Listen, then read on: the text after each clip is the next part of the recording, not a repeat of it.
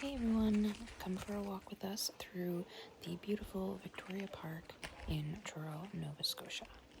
We've been meaning to get to this park for quite a while, and we just so happened to decide that today was the day. It was beautiful, the weather was lovely, and not too many people when we were there. Come along and see all the beautiful sights.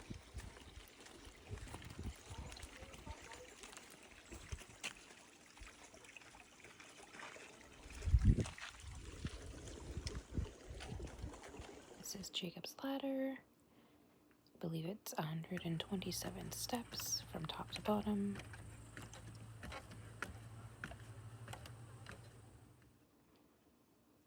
It's quite high. And a little friend that we made along the way, quite chatty.